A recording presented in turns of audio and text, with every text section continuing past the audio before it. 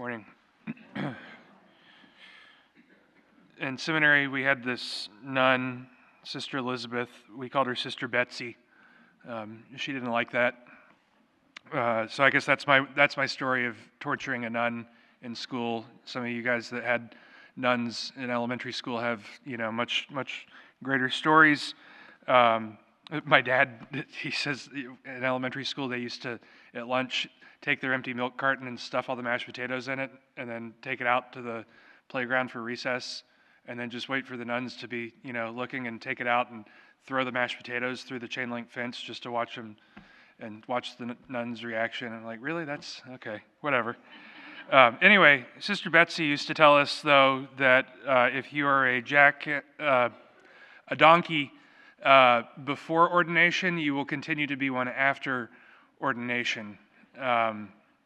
And this first reading from Wisdom always gets me. Let us beset the just one because he is obnoxious to us.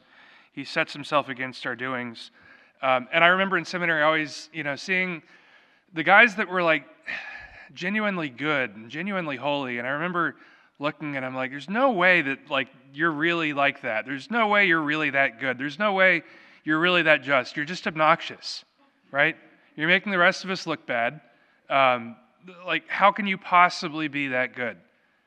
And that is, of course, the response of a pessimist, to look and say, well, I'm not perfect, so surely nobody else around me, could be better than me. And when we encounter that, when we experience people who are just good, who are wholesome, there's one of two responses, right? There's that pessimistic response where we look and we say, surely nobody's that good. Surely nobody's that holy.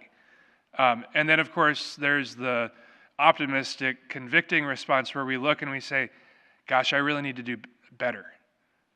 So while holy orders may not change the donkeyness of a certain person before and after, one thing that I've realized as a priest and encountering people in various circumstances is just how holy the people of God can be. And it's no longer something that I look at with, incredulity, but rather it's something that I look at with conviction and I say, wow, people are really striving for holiness and I'm really falling short. And it's an inspiration to me, and it's an opportunity for me to say, let me look at this just one, and let me look at what opportunity I have for my own holiness. And hopefully you have a similar experience, or if not, hopefully you'll start looking at it that way, where when you encounter someone who is genuinely good, when you encounter someone who is genuinely holy, when you encounter someone who is striving to do the will of God, you don't look at them with resentment. You don't look at them and say, gosh, that must be put on, that must be fake. But rather you look to it as an example. You look to it as an opportunity for growth.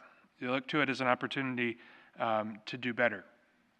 That's what Lent is about. It's about a time of introspection for us to say, how can I do better? How can I be holier? How can I be more Christ-like? So as we enter into this last full week of Lent before Holy Week, let us continue to strive for our own personal holiness, that we may strive to imitate Christ at all times, that we may look to the example of the just, of the righteous, and that we may strive for that righteousness in our own lives.